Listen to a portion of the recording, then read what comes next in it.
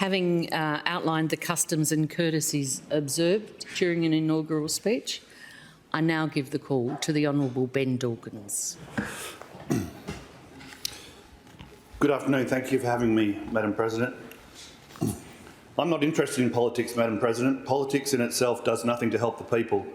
One definition of politics is activities aimed at improving someone's status or increasing power within an organisation.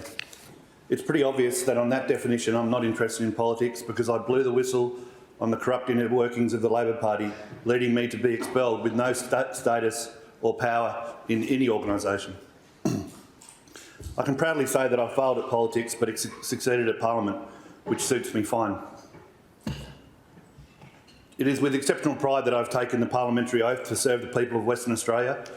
It would have been very hard to serve the people of Western Australia from the Labor Party, particularly as a Labor backbencher acting and voting on party lines. Not to mention that the Labor Party rarely seeks to serve the people of Western Australia and mainly serves itself. Note that the definition of politics I referred to does not include anything about serving the people. I'll repeat that definition of politics: activities aimed at improving one's status or increasing power within an organisation. I can't avoid the label of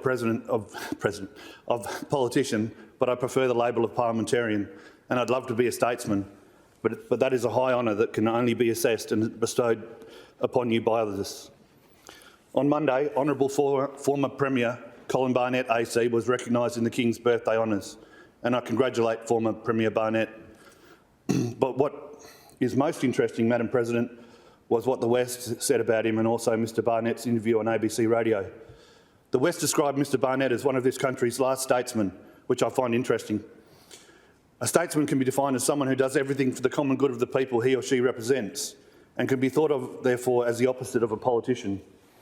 This seems to be something really worth aspiring for, doesn't it? The parliamentary oath to faithfully serve the people and the title of honourable member seems to suggest that statesmanship is what is wanted from us, not political manoeuvring. In his radio interview, Mr Barnett said that at the beginning of his time as Premier, he made certain commitments to himself that his government would be one of integrity, that is, honest and doing the right thing in accordance with moral principles. This is why an understanding of ethics and even philosophy seems to be more important to me in this role than anything else. It also tells me that it is important to define your principles at the beginning of any role and go forth with those principles. Always defining your approach to each issue you encounter along the way. Surely if you hold true to principles of honesty, frankness, fairness and serving the people, then you can't go too far wrong, can you? I'm very fortunate I come from the legal profession, which has a set of conduct rules and ethical standards based on honesty, frankness, service and avoiding conflicts of interest, and I understand that those things need to be at the centre of every action we take.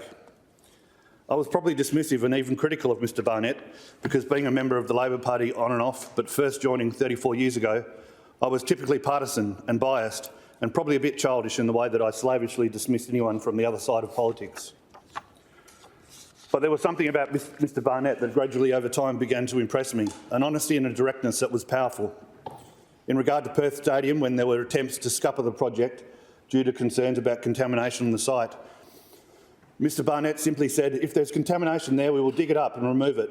I suspect the public are grateful for Mr Barnett being undeterred by the noise and providing a stadium that has now hosted an AFL Grand Final amongst other great events. In relation to the reduction of dangerous shark numbers after a fatal shark attack at Chains Beach in my electorate, Mr Barnett said in relation to his catch and kill policy, I don't do that with any sense of glee. I regret that, but at the same time my responsibility as Premier is to the public of Western Australia. Brilliant. Note Mr Barnett's commitment to the public of Western Australia, not his own popularity.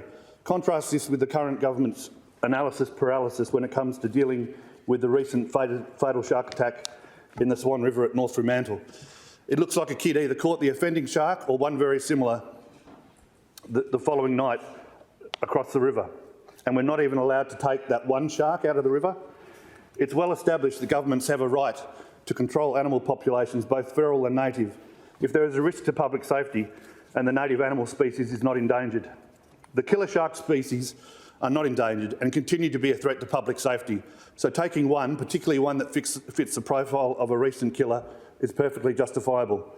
Even if it only makes a difference of one, it's a difference, and it could be a difference that saves a child's life. Refusing to take any sharks that meet the profile of a dangerous shark in a swimming area is political correctness gone mad.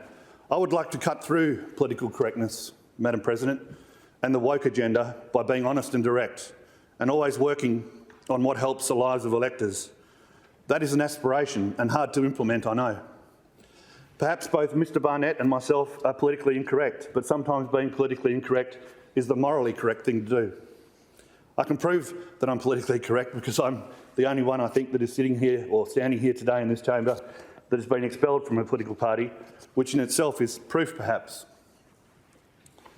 I'm not proud of political incorrectness. It's not something I set out to be. It's just a result of wanting to be direct, honest, truthful, forthright, open and frank. And I don't know that it is possible to serve the people from Western Australia and South West by rigidly sticking to political correctness convention and by applying a political or woke filter to everything I do and say.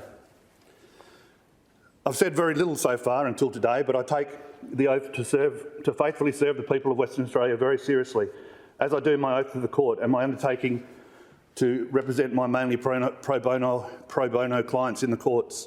To me, there is only one way, and that is without fear or favour. Having no fear is powerful. That is why I think I'm a good chance to be one of the first people re-elected to this chamber at the next election in 2025. I am unhindered by the party system, at least for now, and that is the way it should be.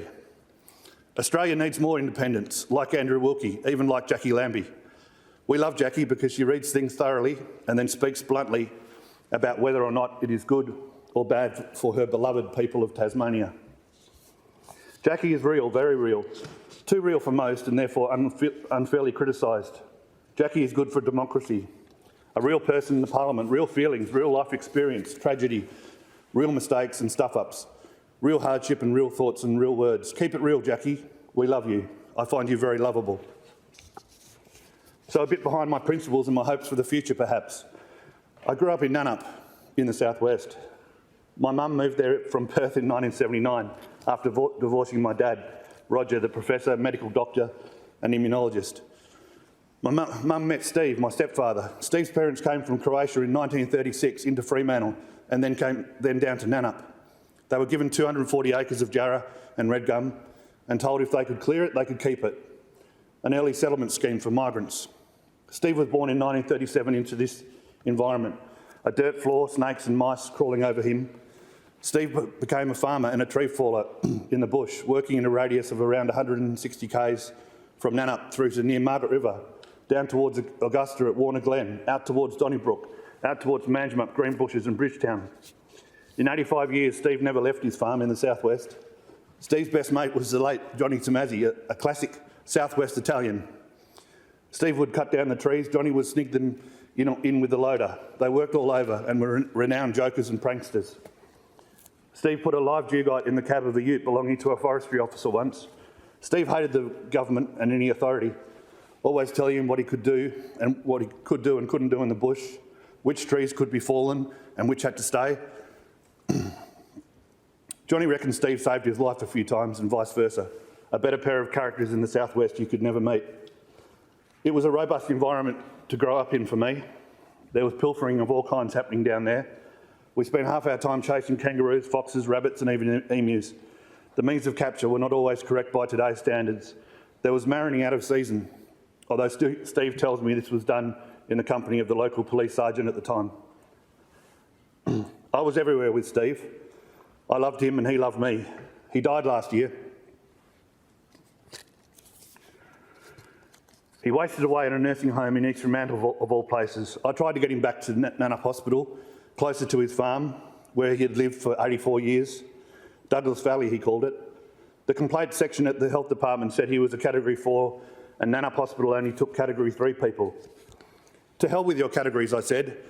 Steve hated the government, now you're trying to kill him. He will die in Perth in a nursing home. He was born on the farm and thrives in the bush. I rang Roger Cook's office. I tried everything, including offering to build a mini hospital on the farm, but nothing worked. Steve went downhill in the city like the last Tasmanian tiger in captivity on that grainy video, pacing around the enclosure, pining for home and freedom. Captivity was what killed him. Steve said, Norm, he used to call me Norm, It would be good. It would be good if you get into that parliament, son. You can help me out and get me back to the farm, son. I said to Steve, I didn't get in. I was number 5 on the ticket, Steve. Only the first 3 went in, Steve. You'll get this, son, he said, and I quote, if I can, give him shit when you do. I'm proud to be here, Steve, but it's too late. Steve died last year. We lost a unique character known across the southwest. My mother effectively joined the hippie commune in Nannup, meanwhile, so Steve and Mum were an odd couple. Mum probably only stayed a couple of nights in the actual commune, but frequently visited the hippies and was mates with them all. Mum was generally happy that I was chasing kangaroos with Steve. She didn't have to worry about me then. She was a bit worried when looking for something to eat in the pantry. I came across a large Milo tin of green leafy stuff. My honourable colleagues to my right would have been delighted. Mum said she was looking after the stash for a hippie friend, and I believed her. Mum was actually too fond of the civilised world to be a real hippie. The lack of sanitation and eventually disease like hepatitis that went through the hippie commune in Nannup actually put a few people like Mum off, and she quickly returned to relative civilisation with us 3 kids and Steve. I chopped and split a lot of jarrah rounds in my youth, a huge amount. I had to fill the woodshed all the time, and Steve was a hard taskmaster, one of the hardest.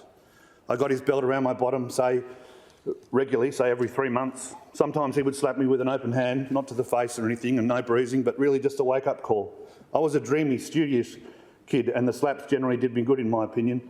Any kind of verbal put-downs really hurt me, but the slaps were directed to making me work harder, chop more wood, be kinder to my mother, and other things which were all valid behaviours worth reinforcing with a slap. In my experience, it did me no harm and a fair bit of good. When I was out at the wood heap, I used to listen to ABC radio, Bob Hawke and Treasurer Paul Keating, and dream about being in Canberra. My uncle Joe Dawkins, was in Canberra at the time, Minister for Education and later Treasurer. I was obsessed with high office, the pride that would come with serving the people, the potential to lift the country out of recession as it was at the time, the honour of public service. I was hooked on the idea. So like my Uncle John, I took off to UWA, studied economics and much later HR at ECU and law at Murdoch. But I was going to Canberra, that was for sure. There was no other conceivable destination for me. It didn't happen. I did spend a lot of time, some of it wasted, working for finance companies, mining companies and law firms. I also wasted a lot of time attending Labor Party meetings. Not totally wasted, because I got here eventually on the back of a Labor ticket, and I'm grateful. And I'm grateful for that. But I found the party system totally confusing. I wanted to be involved, get on the road to Canberra, do something. Yet we were always talking about campaigning for some union-backed candidate and promoting the Labor brand based on very little substance from what I could see. Rather than getting to serve the people, I seemed to be further away than ever. I learned over time that these weren't meetings as such, not places where you could speak freely, but actually sleeper cells for factional war games. The candidates were selected years in advance by the factional overlords in the unions, and unless you were the second coming of Christ, you wouldn't get pre-selected ahead of the union and factional favourites, hacks and time servers. Even Jesus, being a carpenter back in Jerusalem, probably wouldn't have had the numbers.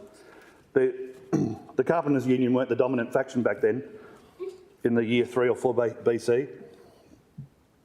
Nonetheless, I'm proud to be here. I also want to provide some focus out there for people that are struggling, Madam President. I don't want to dwell on or be defined by mental illness, but I'm sharing, probably oversharing, so that even one person can feel empowered to keep working towards their goals, no matter how bad they are. People at their lowest ebb. I want to say I know from experience that you can be happy again. The Marion Centre, Perth Clinic, Hollywood, and on the public side, Alma Street and Fremantle, and Bentley Hospital, for example. There are silent sufferers out there, forgotten by the mainstream. I know that you feel like giving up. I know that mental illness can be totally debilitating. I was an inpatient at Marion Centre in 2016 to 2018, about 4 times for up to 3 weeks at a time. I was an inpatient, sorry, I said that. I was one of the worst. No treatment would help. I didn't have electroconvulsive therapy, although it was recommended, but I had just about everything else, pharmacologically and counselling-wise, you can have. I went backwards for a while, catatonically depressed and anxious. I got there through negative thinking, beating myself up, feeling inadequate professionally. I was working all hours of the night, suing banks, government departments and mining companies on behalf of the little guy. I love the work. I love being what I call a public interest lawyer. But I was paid peanuts and the clients had no money. The defendants had all the money and all the big law firms working for them. So I didn't feel valued. I thought I was a loser compared to my mates who had big jobs working for the same banks, government departments and mining companies. I drove myself into a huge hole, hating myself. My only suggestion to others with a debilitating illness like this is to take a step towards your goals. Preferably, but not always, this is a step forward. But any step will do. It might be like me, forcing yourself or myself out of bed and walking around the block just once. One of the steps I took getting back from the brink was deciding to stop working for my father, with whom I had begun working for at the time, and to be independent and self-governing again. But another step a bit later was in 2020 when I applied to run for the region of South West in this chamber. The WA Labor State Secretary at the time was very supportive of my past mental illness and encouraged me to nominate for South West, and I even tried to get the 4th spot on the ticket but lost to Mr John Mondi at the Administrative Committee stage, 6 votes to 7. For me, a big part of getting out of a hole was allowing myself to dream again about serving the people. My inspiration for sharing my pathway back to recovery from mental illness comes from His Honour Mark Ritter, recently appointed to the District Court, to the bench at the District Court, who said the following about law firms and mental illness upon his appointment, and I quote, "Examples of bullying, sexual harassment, unreasonable work hours and expectations from or condoned in one way or another by partners and principals are matters of great concern to the profession, and something should be done about it." I think that the way to move some of these issues forward might be collective bargaining for working conditions, maybe even a union to involve in work practices that are not up to standard. In my case, the pathway and getting here has only been with the assistance of people that have helped me with my personal anxiety, self-esteem issues and shortcomings as a person to help me make it here. I will not name them, of course, those people in the medical and broader professions, but I do thank them. Like His Honour, I will also thank my helpers in the medical profession, particularly my psychiatrist at the Marion Centre, a more genuine, encouraging bloke you would never find. My psychiatrist said that up to 2007, and I quote, "I was plagued by a very obsessional personality framework and a deeply held fear of making mistakes, letting others down, doing the wrong thing. This set of vulnerabilities likely originates from a childhood picture of pleomorphic anxiety, OCD, and a subjectively punitive parental figure, in brackets father, with a deeply seated sense in Mr Dawkins of failing to meet the perceived expectations of others. I've been particularly well and happy since 2018, Madam President, and aside from some relationship issues and some more brutal treatment from principals of law firms that has caused temporary lapses into anxiety and sadness, I'm fully recovered. I use the word mental illness to describe my historical suffering because we should be direct and honest. Everyone has varying degrees of mental health, but it is mental illness that is the hardest to recover from and needs the most urgent treatment. In any case, I campaigned, door-knocked and phone-banked in Fremantle and volunteered on election day in Bunbury, and I was a candidate in the 2021 election. I received a letter of recognition and thanks from Premier Mark McGowan, saying that I had performed a vital and important role in the re-election of the McGowan government and performed my role as a candidate with distinction. You can imagine my disappointment when I received no response to my calls and emails to Mr McGowan to discuss my situation leading up to the recount earlier this year. I do acknowledge the very good people that are the Honourable Alana McTiernan and Mr John Mondi, and their decisions ultimately opened up the opportunity for me, but there was no accident. I was pre-selected, entrenched on the ticket, and the process governed by the Electoral Commission played out. I was even more horrified when Mr McGowan said to the West that I was elected by accident. It was a dishonest and hurtful thing for him to say. I'm certain that no one has been elected by accident to this chamber, Madam President. by the Electoral Commission process. It's a very well-defined and regulated process. It's also a democratic right to initiate court proceedings against those that have done wrong. I was staggered to see Mr McGowan publicly state that me suing WA Labor over the corrupt manipulation of the pre-selection for Forrest was one of the reasons that I was to be expelled. Taking legal action was the best thing I'd ever done. Our kids need to know that you must stand up for yourself. Democracy only works when citizens participated in it and exercise their democratic rights. Mr McGowan's understanding of legal principles and ethics seem to have waned since his study of the law, or perhaps Mr McGowan deliberately abandoned those principles to obtain and exercise power unilaterally. In most organisations which are regulated, there is a prohibition on taking retribution against those who have blown the whistle. But alas, as I'll come to later, political parties are beyond the law in Australia. I saw none of the integrity that Mr Barnett I think is now famous for. It is worth reflecting on contrasting styles of leadership, and that sometimes organisations promote leaders because they are bold and decisive, which is attractive. But equally, those leaders can lack empathy for others or even publicly ridicule them. Power is what they crave, and they have little regard for the effect that their actions have on others. I have grave concerns about the morality of mandating an unproven vaccine, coercing people with the threat of losing their jobs into receiving a vaccine that in some instances is causing adverse events. Unless something was proven to be safe, or even 99.9% safe, you couldn't in all good faith mandate it, could you? You couldn't coerce people to take it, could you? That would be a step too far, surely. Encourage, but mandate and coerce? No. I have empathy for those that exercise their fundamental individual freedom to choose what medical treatment is injected into their body and therefore lost their jobs, and for those that were coerced into receiving Mr McGowan's vaccine and now regret it, and particularly those young people like my nephew who are suffering adverse effects of the unproven vaccine. Mr McGowan saw a high rate of vaccine as a way to improving popularity.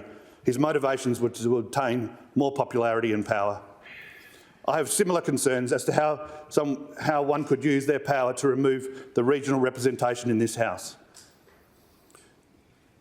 Use their power to guarantee more power? That sounds power-hungry. It should concern all of us that Mr McGowan rushed through an Act of Parliament to quash an existing legal right held by Mr Clive Palmer. His motivation was that he didn't like Mr Palmer. Where does that kind of breach of legal principle end? If the Premier doesn't like your mum, dad, spouse, daughter or son, then he retrospectively removes their legal rights too? In planning, I hold similar concerns about the removal of elected councils from the planning approvals process. Given Mr McGowan's proximity to property developers and his willingness to chase and receive their donations, that decision also looks a bit murky. Democracy and civil liberties are being destroyed in WA, and in any way I can, I dedicate this term to restoring them. I say it is also the party system, Madam President, that is killing democracy, absolutely stuffing up democracy and accountability completely. The Labor Party is killing democracy in this state. I stand here today hoping to represent the people in the regions, the southwest, but also add into the wheat belt where I've worked. Can anyone think of a better region in the world to represent than Mandurah to Albany? A better place in the world? If you asked me to represent the south of France, I'd say get lost. Margaret River, Dunsborough, Busso, Bridgetown, where I used to play footy, Hamlin Bay, where I go salmon fishing every year, Nannup, where I grew up, Denmark and Albany, effectively the original capital of this state, and from where the Anzacs left to sail to Gallipoli. I stand here today, having stood as a Labor candidate for South West, campaigned in Perth and Bunbury in 2021, only to find that when I get here 2 years later, that Labor has destroyed the representation from the regions. Have political parties done this? Yes. I look to my left. He's not here. I was referring to the Honourable Darren West, a real farmer, and I was going to ask the Honourable Darren West, did he vote in favour of abolishing specific regional representation in this House? Honourable Member. I read your speech supporting the abolishment of the regions. I find it hard to believe that your constituents at the time would have wanted no regions, but not your fault. You have to vote as a bloc in Labor, don't you? No. It seems to me that you were forced to vote for your party and not your people. Honourable Member, this encapsulates the problem with political parties. particularly Labor and the Labor majority in this state. Democracy is being destroyed in the sense that the elected representatives don't act and vote in favour of the people. Even worse, they vote in favour of further destroying democracy by removing democratic representative mechanisms such as regions in this chamber, which have traditionally given people in the country a say. It's a compounding problem. The parties are the blockage that breaks the link between what the electors want and what happens in this House. Democracy dies when this happens. And what was the motivation for this change? Labor, the dominant force here in WA already, wanted to become more dominant by effectively legislating their way to a guaranteed majority in this chamber forever into the future. Labor and the unions are essentially creatures of the metro area. Yes, they have members in the bush, but here in the city they have a campaign workforce of union members and other inner-city volunteers who volunteer in their thousands in the hope of being recognised by their overlords as loyal apparatchiks who will campaign on any basis to win government. This happens in the city, not so much in the country. Labor will dominate the city vote as a result. The opposition parties don't have this army of volunteers. In a council without regions, the campaigning will be done in the city, where the candidates think the majority of easy votes are to be won. By extension, only city issues will be championed. Candidates are unlikely to be campaigning in the bush. They will need $1,000 of diesel, a packed lunch and a water bag to drive to remote communities in the hope of getting a single vote. Where is the return in that? There is no longer an incentive to campaign in or indeed serve the bush. Rewards drive behaviour. It's human nature, so nearly all candidates will focus on capturing the city vote, the low-hanging fruit. The city vote is also largely a Labor vote, so the Labor Party has stitched up the people of this state quite nicely, haven't they? As I said, I haven't spoken much in this place, but I have spoken about the Glen Iris Golf Course in Jandakot. The Labor Party has served itself, but not the people. If I'm one of the first people to be re-elected in this building, as I hope to be, I'm told by Leanne of the residents group in Glen Iris that the member of Jandakot will be one of the first to lose his seat. The reason he is representing the party, not the people. In 3 years, he has refused to do anything to help Leanne and the others. He says he can't. It's true. If he speaks to the residents and supports them, he will have to go against what he's being told to do by his overlords in the government. His overlords have met with the developers, accepted $27,500 in political donations from them and approved the development despite the elected council overwhelmingly rejecting it 9 votes to 1. Disgustingly, 10,000 signatures to this chamber in a petition opposing the rezoning were ignored. The member for Jandakot has now apparently blocked the residents from his social media. In what way does that amount to delivering on the oath to serve the people of Western Australia in this building? Keep quiet, support the party, not the people. That is the opposite of effective democracy. I will try and change that here. I could never do that as a Labor backbencher, and I'm very pleased not to be a lame duck Labor backbencher, prohibited from speaking for the people, prohibited from voting in accordance with the electors' wishes and instead voting on party lines. I also want to say something about the word corruption. My first question to this House was shouted down because I used the word corruption. The CCC website says corruption includes deliberately failing to perform the functions of office properly. I'm not going to attribute that to any individual, but I think it's time we all grew up and became a bit less precious. Standards of accountability of parliamentarians needs to lift. Failing to listen and act to the voices of the electorate should be grounds for removal from office. I've never imputed or implied that there are brown paper bags changing hands, but there is dereliction of duty going on. Corruption in the modern sense covers all forms of improper use of office and deliberate failures to perform the role properly. If it is to be tackled, we need to talk about it and understanding it. Shutting down any talk of possible corruption, because it might be an uncomfortable discussion to have, would be corruption in itself. Democracy has failed to adapt to the modern world. It's a perfect storm, driving governments and political parties into the realm of minority interest, populism, sensationalism, political posturing, creative accounting, information control, disinformation, misinformation and media management. I talk about something today that is critical to advancing and protecting our democracy, exposing the secret operations of the institution known as a political party and reforming this ghastly institution. There are dozens of examples in recent years where political parties or their office bearers have faced allegations relating to their conduct.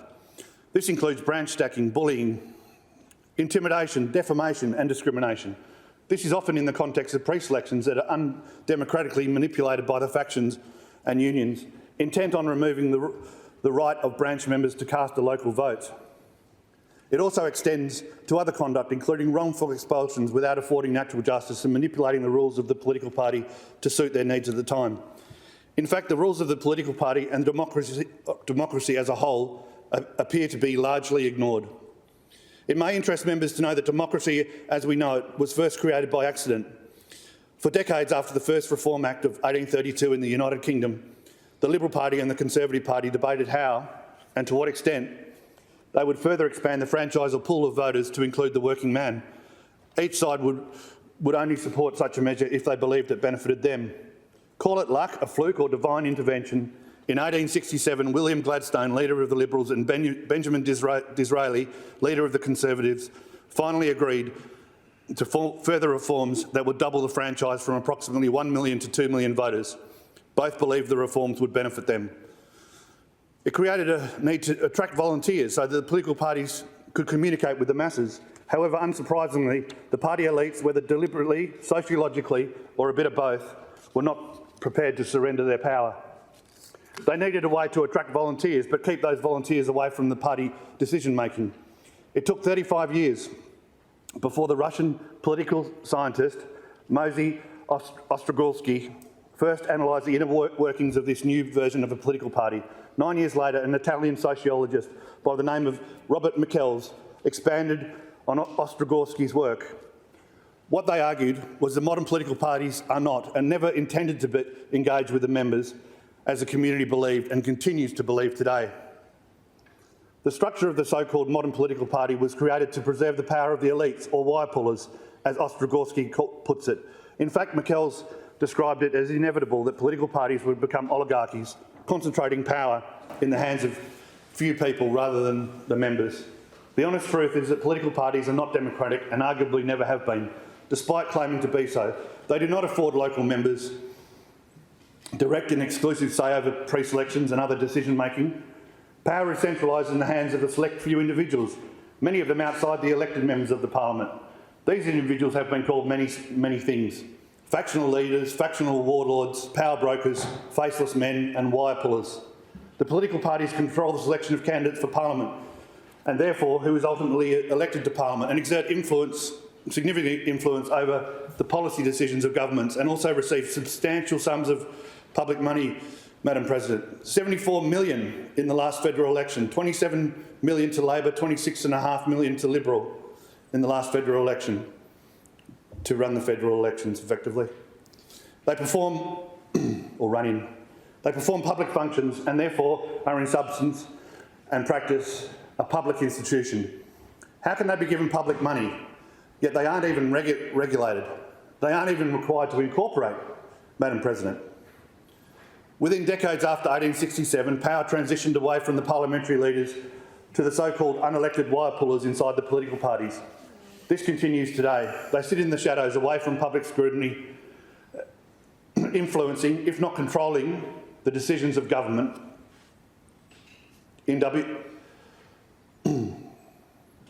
by controlling the inner workings of the party. With the Labor government in WA, these people are the union leaders, the left faction unions, mainly Carolyn Smith and the United Workers Union. They control pre-selection, policy, rule changes and exercise of all power inside the party. They care not for the party's rules, they exercise their power at will. They care not for democracy or the people, they care only about power. Mark McGowan was not aligned with the union, and that saved us and the budget to a degree. If history repeats, then it's likely that Roger Cook this week will embark on a series of transactions to pay back the United Workers Union and the AMWU for installing him as Premier.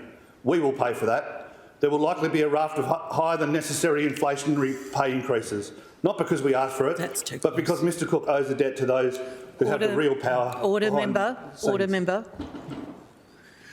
I've been listening really quite carefully to your contribution, and I'd just like to, at this stage, draw your attention to the general rules of debate in the House, which also apply in an inaugural speech, and particularly to Standing Orders 44 and 45. In this regard, and in any debate, including your inaugural speech, words that are offensive or make personal reflections on members of Parliament in this House or the other House are highly disorderly and could be determined as unparliamentary. If there are matters which you wish to raise, which you feel so aggrieved about, you may have the opportunity to debate those at other times. However, in the context of your inaugural speech, I will remind you again that personal reflections on members of Parliament in both houses may be considered disorderly. Please continue.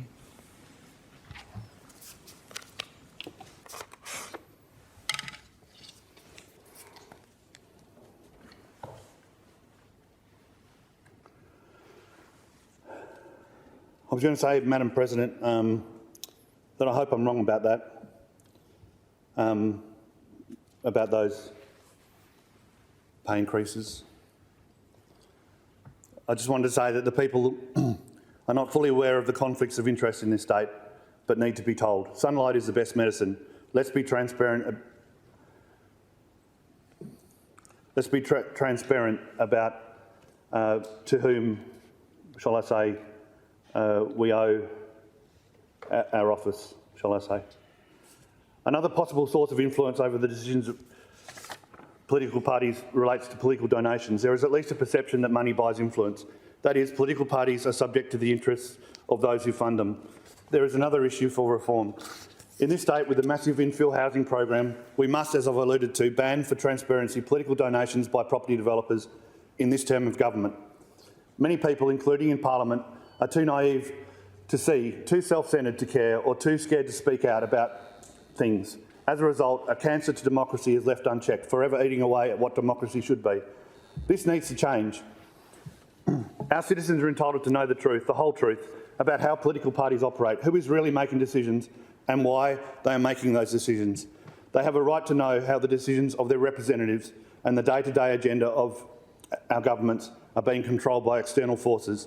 The rule of law does not apply to political parties. They can bully, blackmail, defame, discriminate and intimidate their members and candidates, and apparently cannot be held accountable for it. They can arbitrarily expel people and exclude people from pre-selection or nominating for other positions. They can rig votes in internal elections, deny members any say, and it's all okay. This can impact people's lives, personally, financially, psychologically, professionally and reputationally. But parties have impunity. They are not bound by anti-discrimination laws. Their office bearers are not bound by professional or ethical duties. They are not required to actually be democratic. They can also do all these things, yet receive tens of millions of dollars from the public purse. Most political parties and their office bearers are, for all intents and purposes, above the law. In my journey, I heard about factions and factional deals, but I thought nothing of it. Few people would open up about it. I attended branch meetings, but did not enjoy it much. It was not until I sought pre-selection in the federal seat of Forest that I soon experienced firsthand what it was all about. Steve McCartney, the State Secretary of the AMWU, told me that a deal had already been done.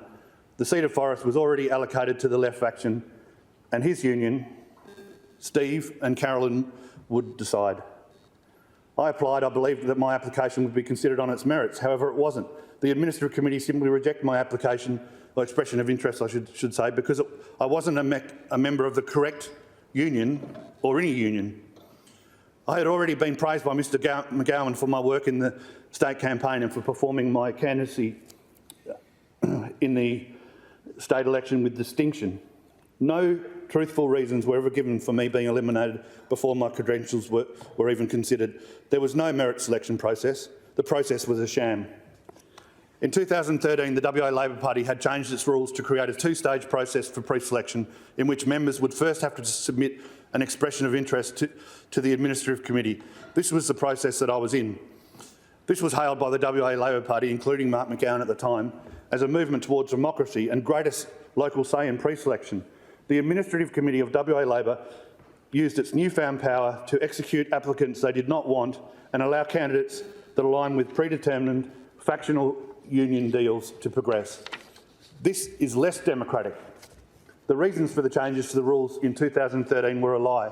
Instead of the Y pullers controlling the vote, they now control who goes through to a local vote. There hasn't been a democratic vote of branch members in WA Labor since 2012 in the federal seat of Tagney, for pre-selection that is. The people's power has been deliberately cut out of the system. In 2021, Ben Harris, convener of the right faction in Labor, sent an email to factional members about pre-selection for the federal seat of Swan. I table this email to the House. Order, member. In order to table any documents, you need to seek the leave of the House. Oh. So I seek the leave of the House to table this document. Is leave granted? Leave is granted. Thank you, Madam President. So I didn't hear. Just one moment, honourable member.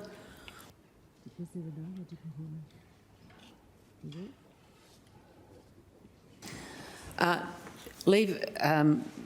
There may have been dissent in leave being granted, so I'm going to put the question again. Is leave granted for the document to be tabled? No. There have been an indication that leave is not granted, therefore the document is not tabled. That's fine, Your Honour. Please continue your remarks. In case.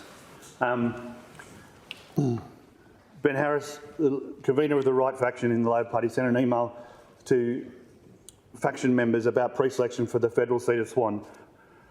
In the email, he states, amongst other things, on Friday, members of the broad left used their majority on the administrative committee to eliminate a candidate for pre-selection on factional grounds and circumvent the party's democratic processes for pre-selecting candidates. Those who voted against our motion ultimately voted to deprive every rank and file member in Swan of an opportunity to choose their preferred candidate. However, the actions of the broad left to deny local electors any say in the pre-selection process is shameful. Swan is an important seat in the upcoming election, and disenfranchising, I like that, disenfranchising local members of the party does nothing to help us win it back. What does it say when a person of Fiona's calibre is told that the Labor Party won't even allow her to nominate for pre-selection? This is an issue not just in Swan but for any future pre-selection in WA if this decision stands. What is to stop those on admin who voted to circumvent the party rules from doing it again? This is emails about Fiona Reid, who was arbitrarily eliminated by the left faction, who have a majority of votes on the administrative committee because the left faction preferred their left candidate. The left candidate went on to win a seat in the federal parliament, which means Fiona may have been unethically and immorally done out of a job in Canberra. I say unethically rather than unlawfully, because whilst the party rules should have the status of law under contract and administrative law, due to a quirk in our common law, they do not. When Mr Harris says, what is to stop those on admin who voted to circumvent the party rules from doing it again, the answer is nothing. Such gross abuses of power have been occurring ever since the rules were changed in 2013 with support from both the left and the right factions. Tristan Cockman, in his book, Keeping One Eye Open, What the Parties Aren't Telling You, can I apply for leave to submit a chapter of a book? Table. Member, the form of words is that you seek leave to table the document. Seek leave to table. May I, Madam President? The honourable member seeks leave to table the document. Is leave granted? Leave is granted. What the parties aren't telling you. That document is tabled. Is the name of the book. Tells us that he was the only nominee when pre-selection for Cowan opened in 2015, having done a great job obtaining a swing in the previous federal election.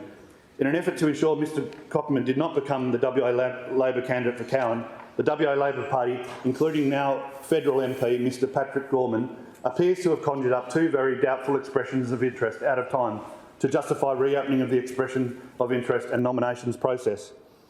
These expressions of interest were allegedly from someone who recently worked for Mark McGowan and a female person working in the media. The credibility and authenticity of the two apparent expressions of interest must be questioned in circumstances where neither of these individuals became WA Labor Party candidates and there was no vote for pre-selection by local members or otherwise. The subsequent resolution by State Executive to extend the expression of interest and nominations process then changed to allow anyone to submit an expression of interest and nominate rather than those two specific individuals. This is shown by minutes, and I seek leave, Madam President, to table these minutes. The honourable member seeks leave to table the document. Is leave granted? I'm sorry, I didn't hear that. Was that a yes or a no? The honourable member seeks leave to table the document. Is leave granted? Leave is granted. That document is tabled. There are many unanswered questions. Did the expressions of interest which were suddenly referred to exist? If so, who created and signed them? Were they legitimate? Or was this an elaborate ruse? An intention to trick the party's State Executive and Mr Cockman while concealing some hidden agenda or purpose? Similar things are happening at most pre-selections within political parties, yet our citizens don't know it. Executive committees and party officials are manipulating and abusing process to ensure that individuals aligned with their interest and ideology are being pre-selected. The process is a sham. WA Labor is not a democracy, it is a dictatorship. The shameful reality is that the wire pullers and unions control everything from the membership of the party and pre-selection to ministerial appointments and beyond. Political parties and their office bearers are virtually completely unregulated, a law unto themselves, all-powerful, unaccountable and untouchable. The only solution is incorporation, Madam President, and regulation. There should be a standard set of rules that all political parties must follow. These rules should enforce a separation of powers between the Executive Committee, the members, the Disputes Tribunal, enshrine democracy, the rule of law and natural justice, promote equality, transparency and accountability, provide its members with due process. That would be good. Create independent disputes tribunals, impose duties on office bearers and measures to avoid conflicts of interest, and most important of all, prevent conflicts with a member of Parliament's parliamentary duties. What common law currently applies to political parties? Since 1934, there have been several dozen cases involving political parties, including at least 10 over the last 5 years. This is in addition to dozens of legal cases involving voluntary associations to which the same common law applies. You're probably familiar, Madam President, it begins with the rather perplexing High Court decision from 1934 of Cameron and Hogan. We need to remember this one, which characterises political parties and other voluntary unincorporated associations of purely domestic concern. I don't know. Not justifying intervention by the courts. The court said that such cases were not justiciable, requiring all parties to incorporate would fix this. In 1974, the case of McKinnon, a case involving a rugby league club, highlighted the importance of voluntary associations and the importance of protecting the rights of individuals.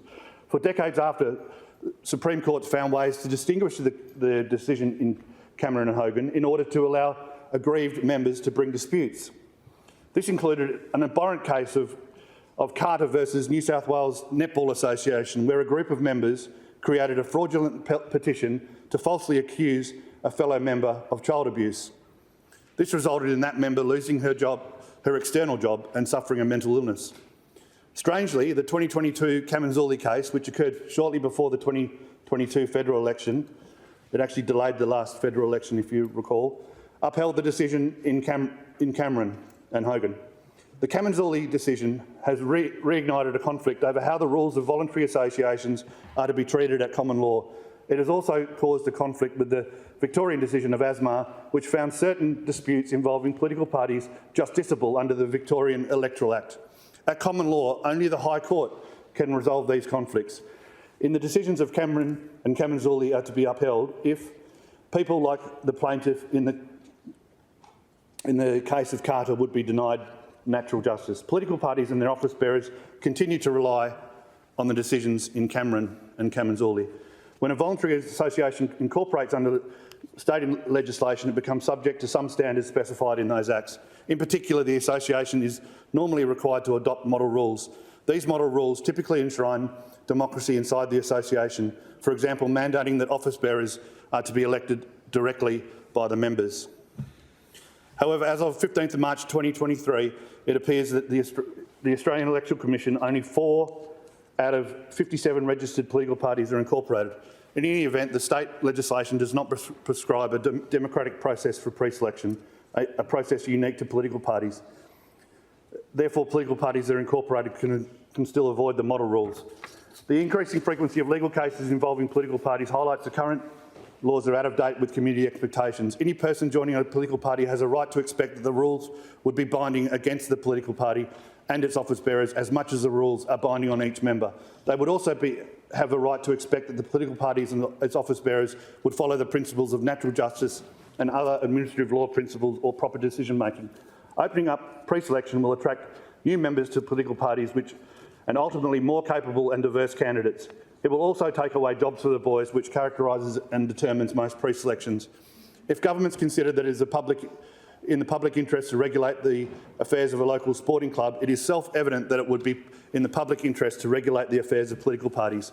Current laws, including the Commonwealth Electoral Act, are inadequate to prevent the types of improper conduct discussed above. This House should consider regulating political parties in WA in much the same way as incorporated associations. Some aspects of the regulation may be similar to that which applies to incorporated associations generally. However, other aspects of regulation may be different due to the unique functions of political parties. It's a sad state of affairs to know that your bowling club is more regulated and accountable than a political party, and it's an indictment on this institution in which we sit today, to which we claim we owe our allegiance, to allow unelected wire pullers and unionists inside political parties to dictate and influence outcomes or lack of outcomes for the citizens of Western Australia. The first step to finding a solution starts with acknowledging and talking about the problem. I hope that by etching these issues into Hansard for the rest of time, someone at some point now or in the future will join the fight to save democracy from the hands of the wire pullers that hide within the modern political party. I will bring a private member's bill that requires political parties to incorporate in WA. This in itself will overcome the archaic 1932 authority in Cameron and Hogan and open the way to making political parties justiciable, democratic and accountable. Madam President, I will finish with what I call some elevator pitches on what appears to be necessary and immediate changes needed in this state. I don't have the means to change these things, but I've started the process of researching them and making attempts to progress them with others in this building. Iron ore royalties. The return to the state and the people on iron ore royalties has not kept pace with the massive increase in export revenues from iron ore. The people own the minerals. The people deserve a bigger share. The McGowan government hasn't acted on this, or didn't act on this, and Mr McGowan's friendliness to the mining industry may explain in part why this has not been rectified. It will be of interest to the people whether former Treasurer McGowan also ends up on the board of a mining company in this state in addition to his taxpayer-funded pension, especially given that that was the path taken by the previous Treasurer of our state. An improvement in the return on iron ore royalties could be channelled into very worthy areas such as healthcare. Just quickly, Your Honour, Madam President, housing affordability for under 30s, superannuation first home super savings scheme. Madam President, there are no members, either in this place or the other place, under 30. Nobody is doing anything for under 30s. Is there any reason why we can't give from the surplus or from improved iron ore royalties? Every person under 30 who pays tax on 30 June this year with a residential address in WA, $1,000 into the federal government's first home super saver scheme. It sounds to me like a no-brainer. Our young people are locked out of the housing market and need something like $60,000 for a deposit on a home. Housing is the biggest issue for our young people, and the generations of people in this state who have benefited from many housing and mining booms would not begrudge their kids or grandkids getting a gift from the state government, would they? This would require some cooperation from the ATO, but the amount would actually go into the young person's superannuation account. And if eligible for the scheme, the person would use it and up to a limit of $50,000 of their super towards a home deposit. This scheme's already in place, Madam President. If the young person wasn't eligible for the scheme, the contribution would just form part of their retirement savings. Using the superannuation scheme for this would be a non-inflationary way of spending some of the government's massive surplus. We must also drop the voting age to 16. The people of this age have a lot more invested in the future than us oldies. They are more empathetic, more socially minded, more environmentally minded. If they can pay tax, they can vote, surely. A change like this is needed because in this place we continually refuse to address youth issues. Lowering the voting age will shake things up nicely and refocus our attention to these things. I will be reaching out to Emma Hyink from Margaret River in my electorate. Emma heads up the Make It 16 campaign nationally. I will do whatever I can for Emma. Police training and development. The shortage of police officers seems to be largely due to nobody respecting police work as a career, not even the police. Would a way of addressing this not to be to incentivise current and future university students to take at least some policing units in addition to their other units of study? ECU has a policing degree and I'm sure that the other universities could add at least a few policing, investigation and justice units to their offering. By doing so, you could attract graduates who may have problems obtaining employment upon graduation to actually consider policing as a long-term career. The incentive could be that as a graduate in the police force, in addition to undertaking the physical and operational training, the graduate could be paid more than the normal rookie who doesn't complete the policing units at university. I suspect that by attracting quality graduates, the additional pay would be more than offset by improved productivity.